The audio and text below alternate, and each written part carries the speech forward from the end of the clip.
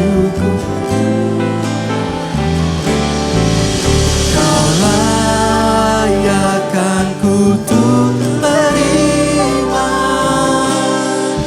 anugerah kasih dan keselamatan.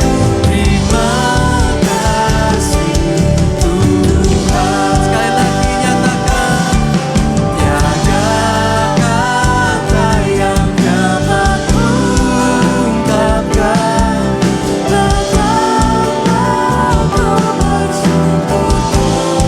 Kau layakkan kami Tuhan. Kau layakkan kutuk terima anugerah kasih dan keselamatan. Terima kasih Tuhan.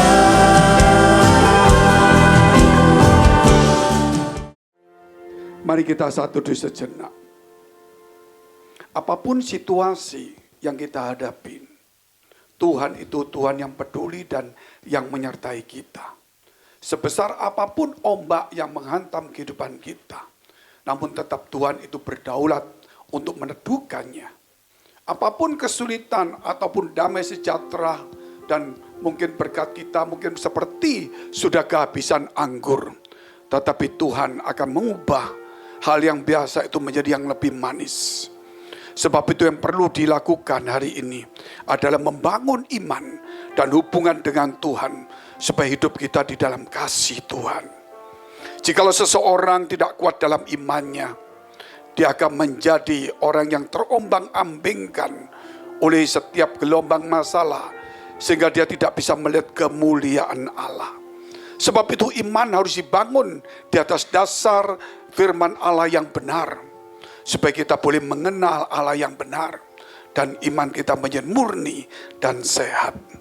Bapa kami dalam surga, Bapa yang baik, yang kami kenal di dalam nama Tuhan Yesus, kami mengucap syukur pada hari ini. Jikalau kami boleh ada di tempat ini, Engkau sucikan hati pikiran kami semuanya, supaya benih firman-Mu boleh tertanam dalam kehidupan kami, boleh terukir di dalam hati kami, dan boleh menjadi satu penggerak dalam kehidupan kami. Terima kasih Bapa, kami percaya Roh-Mu tetap bekerja sampai hari ini, menuntun, memberi kekuatan kepada kami, memberikan hikmat kepada kami. Terima kasih Bapa, memberikan kepada kami penghiburan dan kemampuan untuk mengubah setiap persoalan menjadi peluang. Terima kasih Bapa, kami berdoa untuk mereka dalam pergumulan, dalam pekerjaannya, dalam karirnya, studinya, baik juga dalam keluarga, kesehatan, keuangan, iman rohani. Kami berdoa Tuhan, Engkau adalah Tuhan yang murah hati, yang berkuasa penuh dengan kasih. Kiranya Engkau memberikan kekuatan, kemenangan, hikmat kepada kami, jalan keluar, kesembuhan dan pemulihan. Kami percaya dengan iman dan kami menerimanya di dalam nama Tuhan Yesus. Kami siap untuk mendengarkan firman-Mu. Haleluya. Amin. Tetap berdiri saudara. Kita akan membacakan yaitu karakter Kristus. Dan hari ini kita akan membaca bersama yaitu karakter Kristus hari Rabu. Ikutin saya dan kita bersama-sama. Mega Project karakter Kristus hari Rabu. Mega Project karakter Kristus hari Rabu. Murah hati, murah hati, disiplin, penguasaan diri, kesalehan. Kesalehan. Murah hati, disiplin, penguasaan diri, dan kesalehan. Terima kasih, silakan duduk.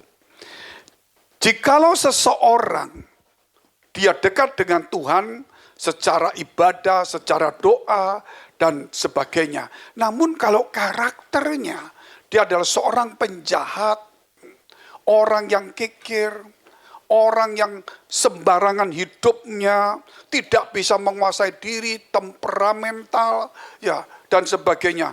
Terutama juga orang yang jahat. Mana mungkin, saudara, firman itu berbuahkan yang tidak baik. Setiap pohon yang ditanam dan pohon itu baik, pasti menghasilkan buah yang baik. Kalau pohon baik tidak mungkin menghasilkan buah tidak baik.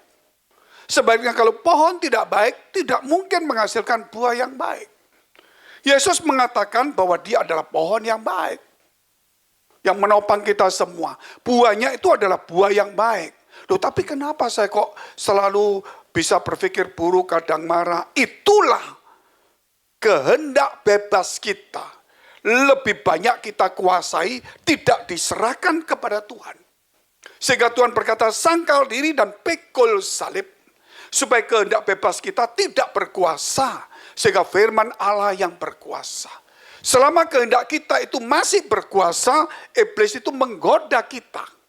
Ketika dia menggoda kita, akhirnya kita mulai memikirkan. Kita mau menentukan, mau ikutin iblis, atau kita menentukan Tuhan. Akhirnya kita yang belajar menentukannya. Oleh sebab itu kita perlu belajar untuk ketaatan. Kita belajar untuk hidup punya karakter Kristus yang baik. Seperti hari ini murah hati. Kenapa? Firman Allah pertama Tuhan berbicara di Bukit Bahagia. Berbahagialah orang yang murah hati karena mereka akan mendapatkan kemurahan. Jadi Natal ini, suasana Natal ini bukan dibingkai dengan acara yang hebat, itu boleh. Bukan program yang bagus, itu boleh. Dengan dekorasi semua yang bagus, itu boleh. Tetapi kalau orangnya tidak baik, apa artinya suasana orang lihat, bagus gereja ini, manajemennya bagus, rapi semua. Tapi sebenarnya yang membuat semuanya itu masih hatinya penuh dengan kejahatan. Jadi lebih indah itu adalah dari diri kita sendiri. Harus mengeluarkan sesuatu yang baik. Sehingga apa yang kita lakukan itu mencerminkan juga apa yang kita perbuat. Betul. Tetapi apa yang di dalam diri kita itu mencerminkan kemuliaan Allah. Kita buat sesuatu itu mencerminkan kepandaian kita. Teamwork kita. Tapi kalau hidup kita yang baik itu mencerminkan kemuliaan Allah. Kerap kali di gereja kita ini membungkus supaya orang melihat kepandaian kita dan kekuatan skill kita, teamwork kita. Kita lupa untuk mencerminkan kemuliaan Allah. Sehingga saya fasih dalam berkhotbah, saya pandai sekali, dan kosakata saya begitu pandai untuk mencerminkan bahwa saya pandai. Tapi dalam hidup sehari-hari, hidup kita belum tentu mencerminkan kemuliaan Allah. Sebab itu harus dibagi benar-benar dalam hidup kita. Jangan selalu kita memuliakan diri kita sendiri karena kita sudah ditebus. Dengan darah mahal sudah dibeli dan harganya lunas. Sehingga hidup kita bukan kita lagi tapi milik Kristus.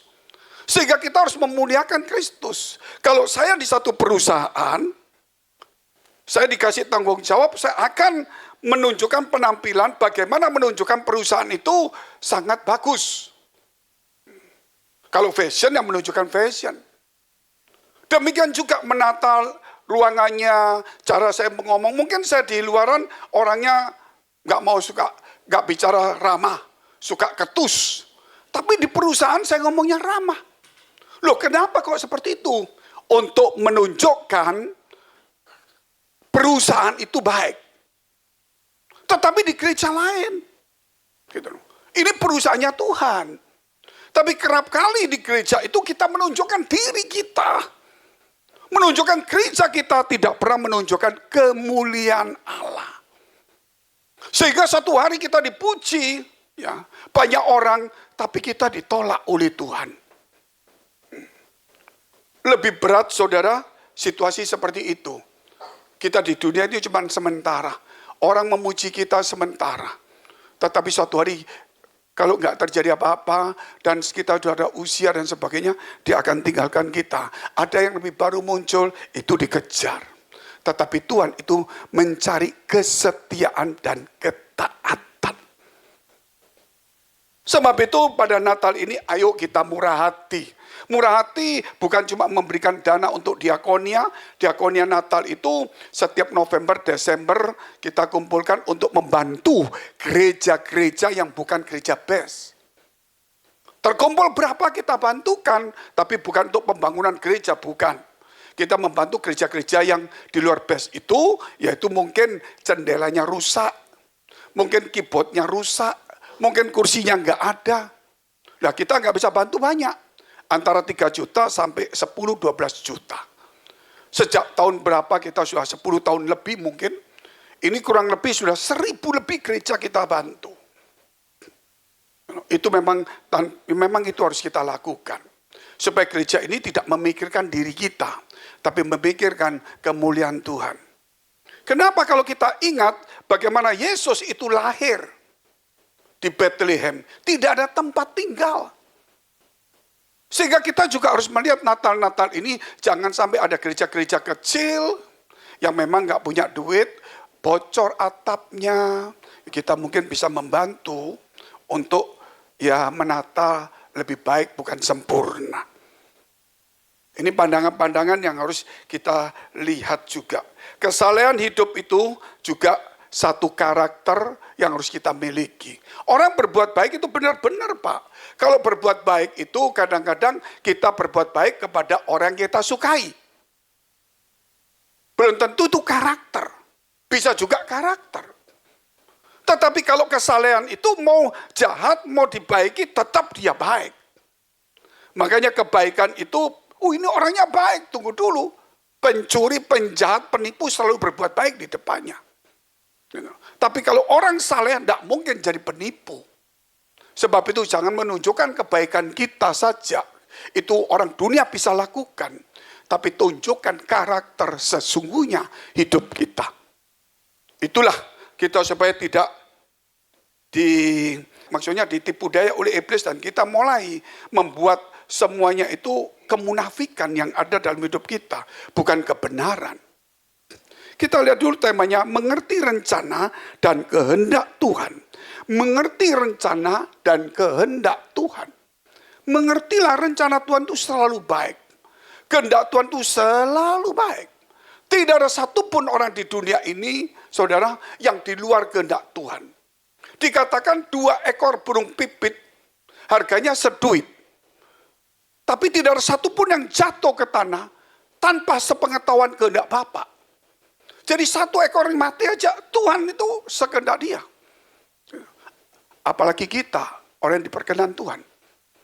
Dan rambut kepala kita pun sudah dihitung.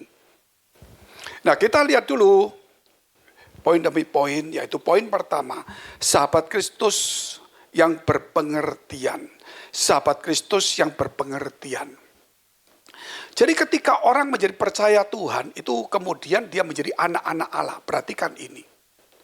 Oh, aku sudah percaya jadi anak-anak Allah. Tunggu dulu. Proses kedua yang dilupakan orang, bahwa Yesus mati memang menebus dosa kita.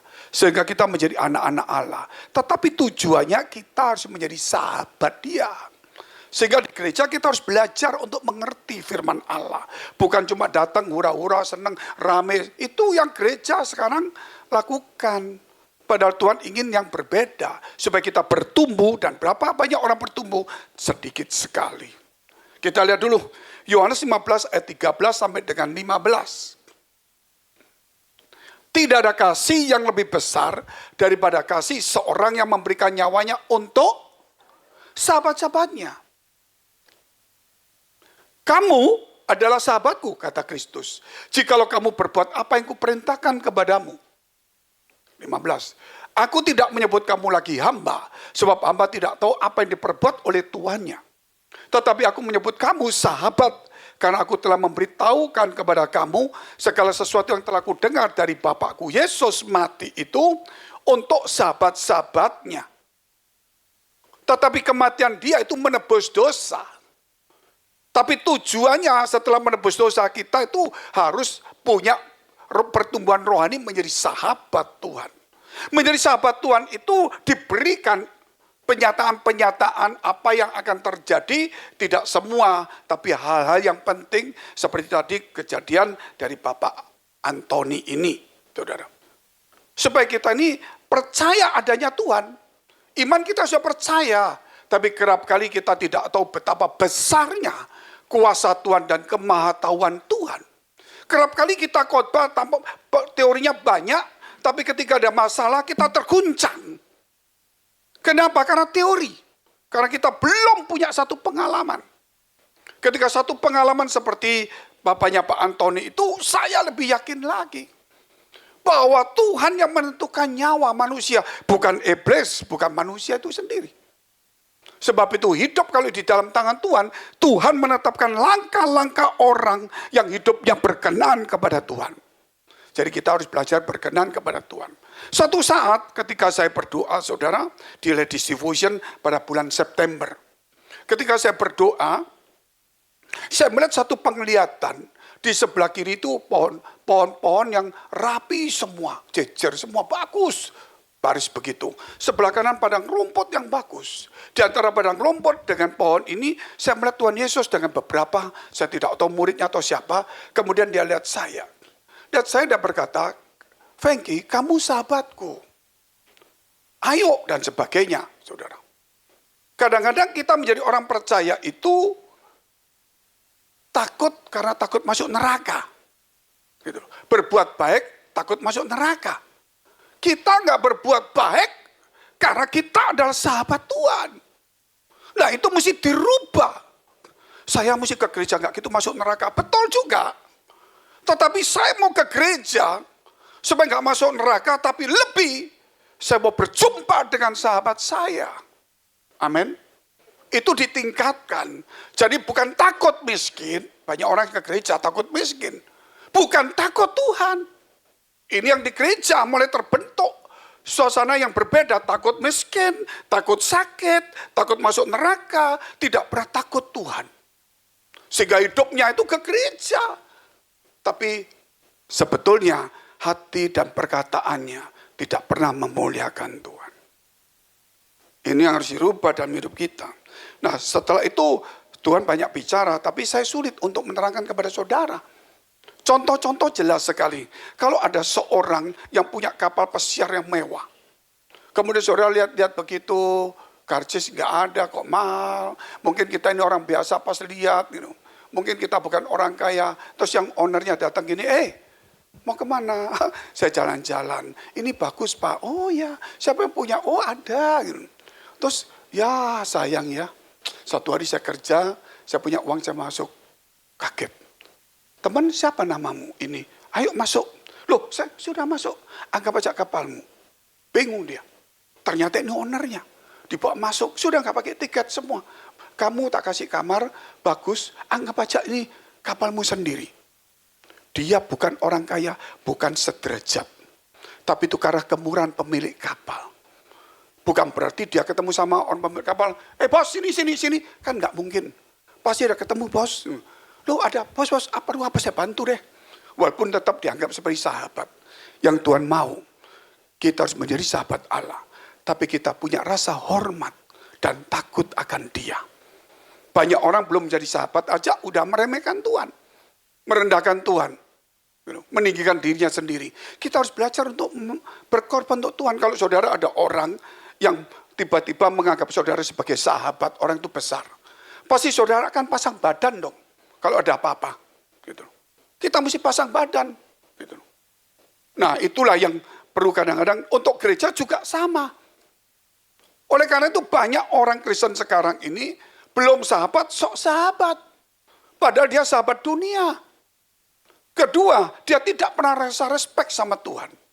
Kita lihat dulu satu firman Allah di dalam 1 Samuel tadi, pasal 2 ayat 30. Sebab itu demikianlah firman Tuhan Allah Israel. Sesungguhnya aku telah berjanji keluargamu dan kaummu akan hidup di hadapanku selamanya. Tetapi sekarang demikianlah firman Tuhan, jauhlah hal itu daripadaku. Sebab siapa yang menghormati aku akan kuhormati. Tetapi siapa yang menghina aku akan dipandang rendah. Jadi di gereja itu mesti respect, hormat sama Tuhan. Tapi kalau ada pendeta besar, saudara langsung hormat, bagus sekali. Kentut pun ditahan. Tapi kalau berdoa, kentut aja bebas aja, bless saudara. Jadi saudara lebih menghormati manusia, lebih menghormati orang yang lebih kelihatannya besar. Makanya banyak pendeta, orang-orang itu berpakaian yang mewah. Padahal mungkin nggak sebesar itu uangnya. Supaya orang itu hormat sama dia. Dan kita ini salah sasaran. Hormat sama orang boleh, tapi hormat sama Tuhan harus lebih. Dan belajar juga hormat sama orang tua dan pemimpin. Itu dimulai seperti itu. Ini hal yang harus kita lakukan tidak bisa tidak. Kita lihat hal yang kedua. Melimpah pengetahuan yang benar dan pengertian. Melimpah pengetahuan yang benar dan pengertian. Filipi pasal 1 ayat 9. Dan inilah doaku. Semoga kasihmu makin melimpah dalam pengetahuan yang benar. Dan dalam segala pengertian. Tuhan ingin supaya kita tuh melimpah. Melimpah apa? Pengharapan, betul. Tapi juga melimpah dalam pengetahuan yang benar. Bukan cuma pengetahuan. Dan pengetahuan benar ada pengertian. Pengertian itu diterangkan dengan segala macam pengertian. Kita lihat dulu gambarnya, kitab kehidupannya. Saya pernah mendapatkan satu penglihatan, ulang-ulang saya sudah cerita. Itu bukan karena saya, memang karena Tuhan lah. Percaya tidak percaya nggak masalah, yang penting saya harus bersaksi dengan benar. Nah, saya pernah melihat satu kitab kehidupan yang terbuka. Nah, ini ada 10 kalimat. Terbagi 4, tidak ada garisnya. Cuma saya tahu terbagi 4. Salah satu adalah nama kita di sini. Kenapa? Karena percaya ya Tuhan. Tetapi di sini adalah kemuliaan Allah yang tadi saya singgung. Kalau kita hanya percaya Tuhan di gereja, kita menunjukkan hal-hal yang lain, tetapi kita tidak pernah menunjukkan buah daripada kebenaran itu, tidak ada gunanya. Kita mau menunjukkan hebatnya kita, pandainya kita, skill kita, manajemen kita, cara kita mengatur, cara kita khotbah, tapi kita tidak pernah menunjukkan respek kita sama Tuhan, tidak pernah menunjukkan kerendahan hati kita, tidak pernah menunjukkan hal-hal seperti itu murah hati. Kita tidak pernah memperlihatkan kemuliaan Allah dalam hidup kita. Kita selalu memperlihatkan kehebatan kita. Maka di sini adalah kemuliaan Allah. Nah, kalau kemuliaan Allah, dan salah satu di sini, salah satunya yang kita bahas hari ini adalah pengertian. Pengertian. Gitu. Ada roh pengertian kepada kita, bukan cuma mengerti, ada roh Allah turun, memberikan kepada kita, Roh Kudus memberikan pengertian. Bukan kata orang, bukan cuma kita teori. Tapi Roh Kudus yang mengilhami kita, supaya kita mengerti. Contohnya tadi, aku sudah percaya, sudah masuk surga, udah gereja, aman lah sudah. Dia lupa, dia harus bertumbuh, menjadi sahabat Allah. Untuk menjadi sahabat Tuhan, dia harus tahu, maunya apa sahabat ini, hobinya apa, gitu. Kebiasaannya apa, yang tidak disukai apa. Supaya kita jangan melakukan apa yang tidak disukai. Gitu loh. Terus bahasanya apa? Gitu. Kesukaannya bagaimana? Itu harus kita pelajarin. Akhirnya kita mematikan kehendak kita memikirkan apa maunya sahabat kita. Sama dengan kalau kita kerja di perusahaan. Kita lihat dulu, Amsal 9 ayat 6. Buanglah kebodohan, maka kamu akan hidup. Dan ikutilah jalan pengertian. Pengertian itu punya jalannya. Kata Tuhan, akulah jalan, kebenaran, dan hidup. Jalan ada pengharapan, jalan ada kemenangan, jalan ada keberhasilan, jalan ada juga keselamatan, jalan ada kekekalan. Tapi jangan lupa, jalan itu jalan pengertian juga. Amin. Pengertian itu berarti kita mesti belajar. Jalan Tuhan aku ikuti karena selamat. Pengharapan karena diberikan firman Tuhan. Tunggu dulu, pengertian berarti kita mesti belajar. Merenung dengan bagus. Itulah kekristenan. Jikalau tidak bisa, kita lihat jalannya gambar Pak. Nah ini dikatakan I'm the way. Akulah jalan, supaya sampai kepada kekekalan, finish. Tetapi startnya itu adalah iman, percaya. Tapi jalan ini, banyak jalan yang harus ditempuh. Mungkin di sini kita diberkati, sombong, jatuh. Mungkin di sini kita punya pengharapan, kemudian kita putus asa, jatuh. Tuhan tolong terus. Suatu hari kita mungkin berhasil dengan jabatan tinggi, karunia yang hebat, mungkin semuanya jatuh. Kenapa? Karena kita tidak mengikuti jalan pengertian. Kita cuma jalan pengharapan sudah dapat sombong. Jalan kemenangan menang sombong. Percaya Yesus sudah aman sombong. Saudara. Berhasil sombong. Tapi jalan pengertian yang membuat dia harus sampai mengerti kepada kehendak Allah. Amin. Inilah sesuatu yang harus kita pelajarin. Dan saya bukan katakan saya hebat karena saya juga berjuang. Saya cuma mendapatkan cuma kelihatan saja. Bukan saya yang mengarang, bukan saya pandai, tidak ada. Semua yang saya dapat ini, saya bisa khotbah ini, bukan karena saya mampu, saya cuma mau belajar saja. Tapi Tuhanlah yang mengurapi, Tuhan yang menuntun kita semuanya. Kita hanya manusia itu berusaha, tapi Tuhan yang menentukannya. Amin. Berusahalah untuk yang baik, maka Allah akan memberkatinya. Karena dikatakan Allah turut bekerja untuk mendatangkan kebaikan bagi orang yang mengasihi Dia. Berarti kita setiap hari harus berpikir, apa yang baik? Berbuat yang baik. Karena Allah akan turut bekerja dalam kebaikan itu. Tapi kalau kita berpikir jahat, jangan harap Allah bekerja. Iblis akan menuntun kita ke arah yang salah. Puji Tuhan saudara, kita lihat terus Amsal 9 ayat 10. Permulaan hikmat adalah takut akan Tuhan. Dan mengenal yang Maha Kudus adalah pengertian. Jadi mengenal yang Maha Kudus. Kenal secara pribadi. Bukan apa kata orang. Ayub pernah kena masalah. Tapi orang berkata, Ayub masalah itu kan rencana setan. Salah. Setan itu keliling dunia, Tuhan tahu. Suatu hari anak-anak Tuhan datang semuanya. Terus Tuhan tanya sama iblis itu, dari mana kamu? Tuhan sudah tahu. Keliling dunia. Kamu lihat hambaku Ayub? Dia saleh, takut Tuhan. Tidak ada orang yang hebat seperti dia. Timbul irinya, marahnya. Kok memuji manusia, kok nggak pernah dipuji dia? Iya, karena engkau memagari, memberkati dia. Makanya dia begitu sama. Berarti iblis ini pernah mencobai Ayub. Tapi gagal karena dipagari Tuhan. Nah Tuhan tahu, bukan iblis itu yang ngomong tentang Ayub, tapi Tuhan mancing kepada iblis ini tentang Ayub. Begitu dia ngomong begitu, coba kata iblis, kalau engkau lepas pagarnya, pasti mengutuki engkau, silakan. Loh kok silakan? Karena Tuhan tahu rencananya. Sehingga dia membuka pembicaraan tentang Ayub, sehingga iblis akan menyerang, dan Tuhan tahu apa yang dipersiapkan Allah bagi Ayub. Amin. Jadi bukan iblis datang dulu, Tuhan Ayub itu berarti dia pikirannya dia dong. Tuhan yang membawa ke sebelah sini. Dia tiba-tiba cuma kalap aja, oh kurang ajar. Ayub itu memang soal begini, karena engkau yang memagari. Nah ini harus hati. Makanya di tempat ini juga sama. Belajar untuk hidup dekat Tuhan, supaya kita dipagari. Amin.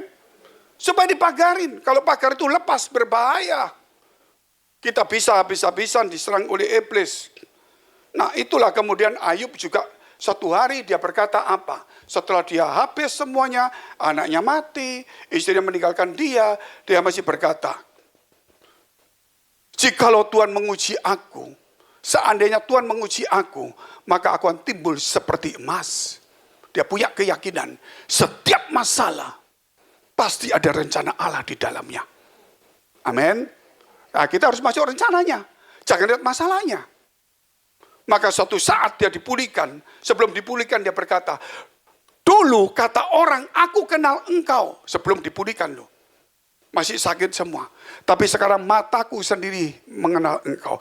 Jadi Ayub itu saleh, baik, takut Tuhan, karena pelajaran firman Allah. Tapi Ayub belum saleh, takut Tuhan, kenal Tuhan secara pribadi. Hari ini engkau baik semuanya, engkau aktif ibadah. Tapi apakah ibadah kita itu karena kita mengerti, mengenal Allah? Atau kita karena cuma omongan firman Allah? Atau juga khotbah-khotbah? Kita harus belajar untuk mengenal Allah lebih baik. Itulah yang harus kita lakukan. 1 Yohanes 5 ayat 20. Akan tetapi kita tahu bahwa anak Allah telah datang dan telah mengaruniakan pengertian. Jadi mengaruniakan pengertian. Tapi kita menolak. Loh kan namanya karunia Pak, kan saya pasti terima. Saudara, kadang-kadang kita ini pusing juga ngedepin orang, apa mungkin sama-sama pendeta terus cuma berdebat. Oh kan karunia kan kita bisa terima, buat apa kita cari? Saya tanya sama dia juga gitu loh. Kalau Tuhan mati mengaruniakan anak tunggal, iya kita terima, iya. Kenapa ada orang nggak terima? Sampai orang nggak percaya Tuhan. Iya ya.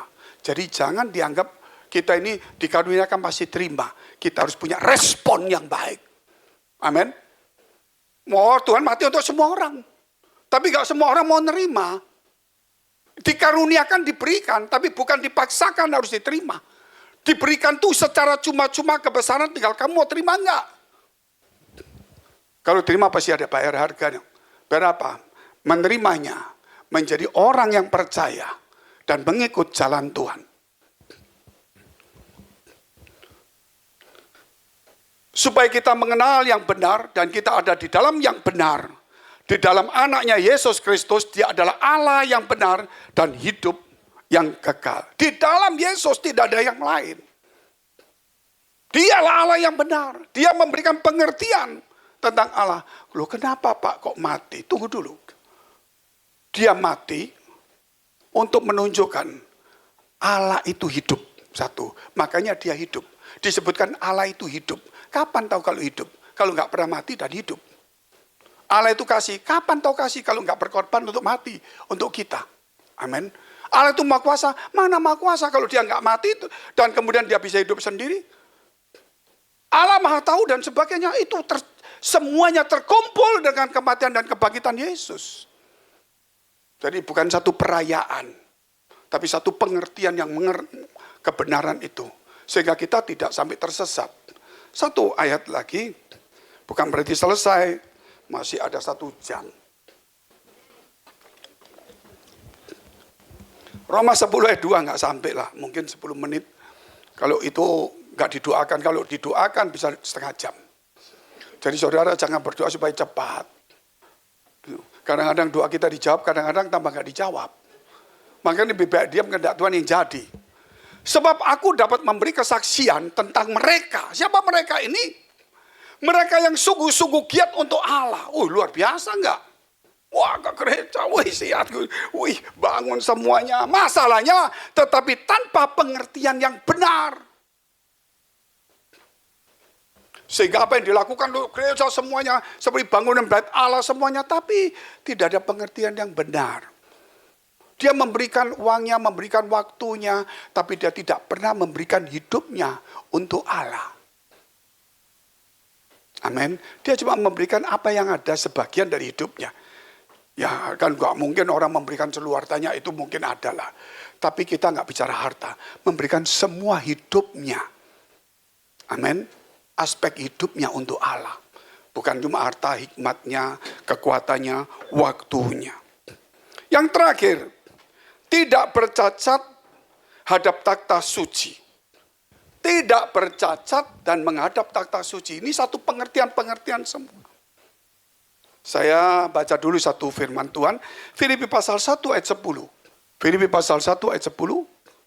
Sehingga kamu dapat memilih apa yang baik, supaya kamu suci dan tak bercacat menjelang hari Kristus.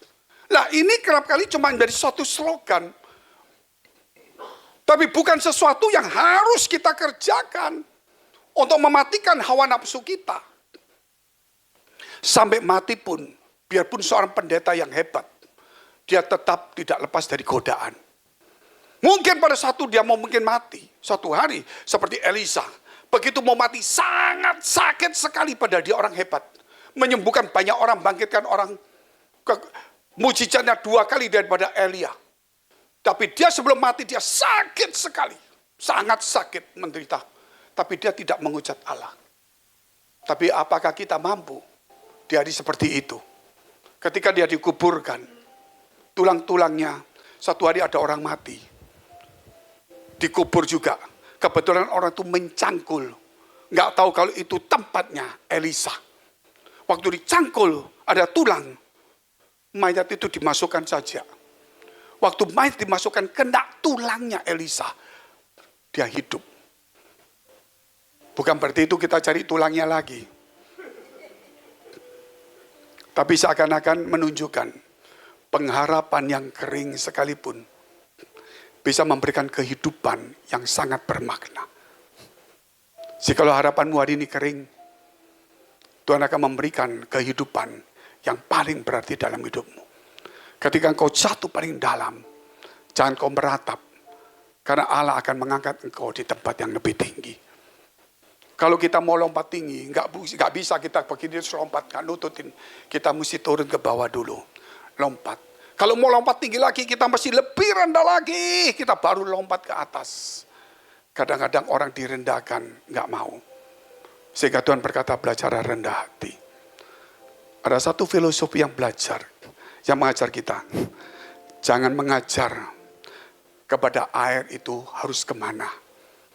Karena air itu walaupun tidak punya pikiran, dia tahu jalannya.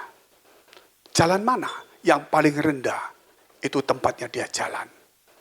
Walaupun yang paling rendah itu lumpur sekalipun kotoran, dia tidak pandang, itu jalannya dia. Walaupun tempat itu emas permata di atas, itu bukannya jalan dia. Banyak orang berkata, hai air, jalannya sini. Belajar dari air. Dia tidak punya pikiran. Dia tidak punya mata. Tapi dia bisa tahu jalan hidupnya. Mana manusia diberikan oleh firman Allah tidak pernah mengikuti jalan hidupnya. Suatu malam waktu 2 minggu lalu, itu waktu siang, saya berdoa. Waktu saya berdoa, saya lupa itu siang atau malam atau sore. Waktu saya berdoa, saya melihat sebuah takhta. Kayak emas begitu, tapi ada di udara. Belakangnya itu kayak warna emas semuanya itu. Saya lihat seperti itu. Kemudian, mungkin saya halusinasi.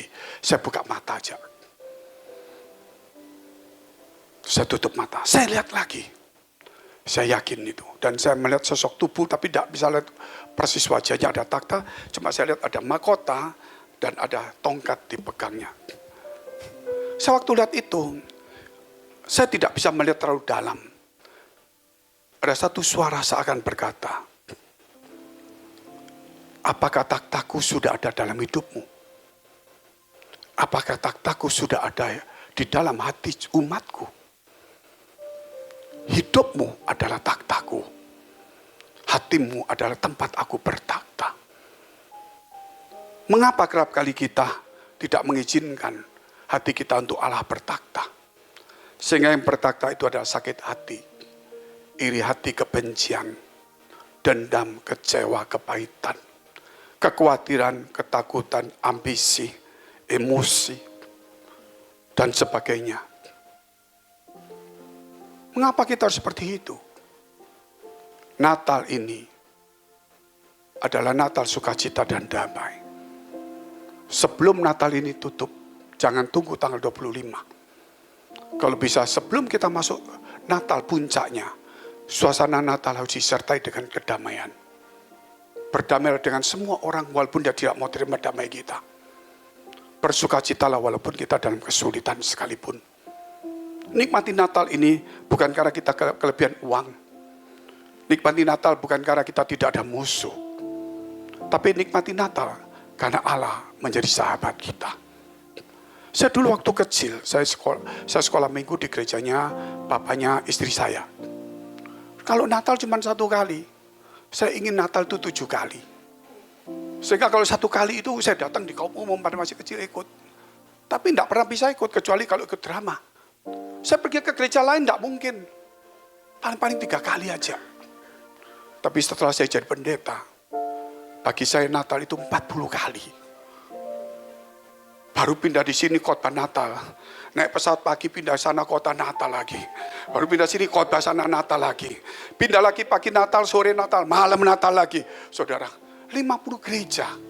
Kita harus layani cuma 30 nggak mampu. Kadang-kadang kita ambil siang. Gitu. Sehingga kadang-kadang saya, capek luar biasa. Dulu kamu kepingin 7 kali. Sekarang saya kasih lebih, kamu mengeluh. Enggak Tuhan, walaupun badan saya sakit. Saya mau bikin damai sejahtera sukacita. Mari kita bangkit berdiri, kita berdoa. Tepuk tangan dulu untuk Tuhan yang luar biasa. Mulailah sekarang untuk berdamai dengan orang lain. Mulailah sekarang bersuka cita. Walaupun kondisi kita tidak baik. Walaupun orang memusuhi kita. Ikutilah air. Yang tidak punya pikiran, tidak punya mata. Dia tahu jalannya. Berkat itu juga sama. Tidak bisa dipaksa. Dia tahu kemana dia harus datang. Hidup kita itu ada firman Allah, takhta Allah. Mengapa kita tidak tahu kehendak Allah? Kerap kali kita hanya cuman menunjukkan kepandaian, kehebatan kita. Kita lupa untuk menunjukkan kemuliaan Allah. Punyalah satu pengertian yang baik. Bapa kami dalam surga, Bapa yang baik. Aku mengucap syukur kepadamu. Di tempat ini kami boleh menikmati makanan rohani. Supaya kami belajar untuk menjadi sahabatmu. Tuhan, buat setiap kami supaya hidup merendahkan diri. Disitulah tempat yang Engkau akan bertakhta. Ketika kami belajar untuk rendah hati, disitulah Tuhan kasih kemuliaan-Mu nyata dalam hidup kami. Ketika kami mulai hidup kami untuk taat dan setia, berarti kami mematikan daging kami, disitulah kehendak-Mu jadi. Ketika kami mulai mengikuti salib-Mu, itulah jalan yang harus kami lalui. Tapi kerap kali kami tidak memikul salib kami. Kami tidak pernah menyangkal diri kami. Kami gereja hanya satu rutinitas. Karena apa kata orang, kami takut miskin. Takut sakit. Takut gak punya teman. Takut kalau mati gak ada yang ngubur. Takut kalau masuk neraka. Kata Tuhan, kenapa kamu tanya takut seperti itu? Kenapa kamu tidak takut kepada aku dan mengasihi aku? Jadilah sahabat Tuhan yang baik. Tapi bukan berarti sembrono tindakan kita. Hormati dia, maka dia akan menghormati kita.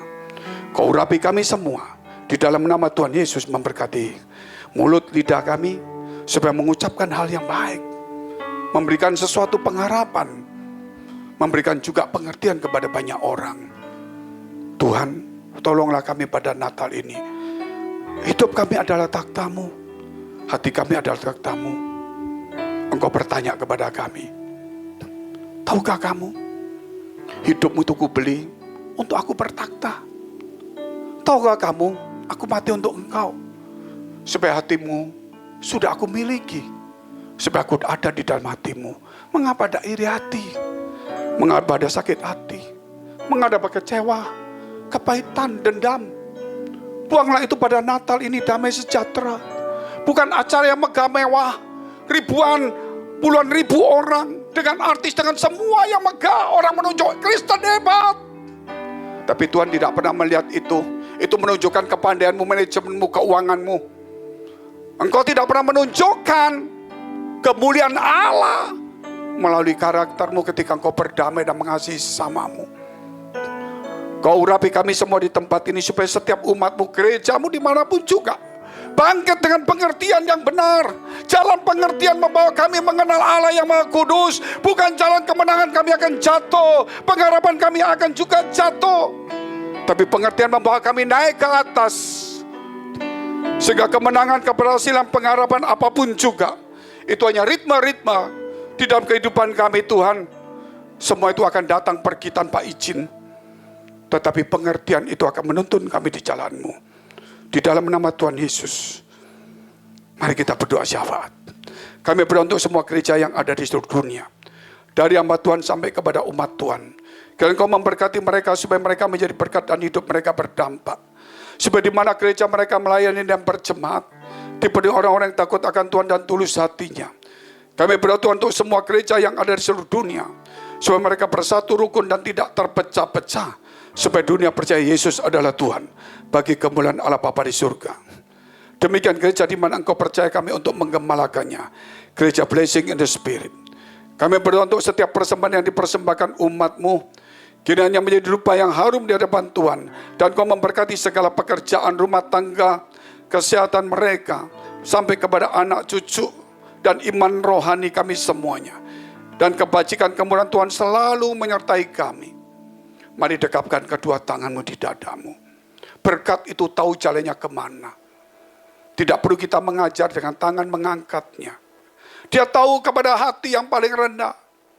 Sebab itu, firman Tuhan berkata, jagalah hatimu dengan penuh segala kewaspadaan. Karena dari situlah terpancar kehidupan. Jadilah berkat. Dan terimalah berkat rahmat anugerah dari Allah Bapa di surga. Di dalam putra tunggalnya Yesus Kristus yang telah mati bagi dosa-dosa kita. Dan bangkit pada hari ketiga sehingga kita punya Tuhan Allah yang hidup. Dan iman kita bukan kepada Tuhan yang mati. Dan dia naik surga menyediakan rumah bagi kita. Sehingga kita punya pengharapan yang pasti. Dan dia akan datang kedua kali menjemput gereja jemaat dan umatnya. Yang berjaga-jaga kudus, dewasa dan bijaksana. Serta menghakimi dunia. Dan di dalam persekutuan dengan Roh Kudus membuat hati kita berkobar-kobar. Roh kita menyala-nyala. Sehingga kita senantiasa di dalam kasih semula kepada Tuhan. Roh Kudus menghibur, menguatkan, memelihara, menginsyafkan. Menuntun, memimpin kita kepada kebenaran dan kekudusan. Dan membuat kita menjadi saksi Kristus. Mulai hari ini sampai selama-lamanya. Mari kita akhiri dengan doa yang diajarkan Tuhan Yesus pada kita. Bapa kami yang ada di surga, dikuduskanlah namamu. Datanglah kerajaanmu. Jadilah kehendakmu di bumi seperti di surga. Berikanlah kami pada hari ini makanan kami yang secukupnya. Dan ampunilah kami akan kesalahan kami. Seperti kami juga mengampuni orang bersalah pada kami. Dan janganlah membawa kami ke dalam pencobaan. Tetapi lepaskanlah kami daripada yang jahat. Karena Engkau yang punya kerajaan dan kuasa dan kemuliaan sampai selama-lamanya. Amin. Bukan kuat, bukan gagah, namun oleh Roh Kudus-Mu. Bukan kuat, bukan gagah, namun oleh kuasa-Mu. Bukan kuat, bukan gagah, namun oleh Roh Kudus-Mu. Gunung tinggi diratakan oleh kuasa-Mu, Yesus. Lebih lagi nyatakan pujian ini dari hatimu. Sama-sama katakan. Bukan kuat, bukan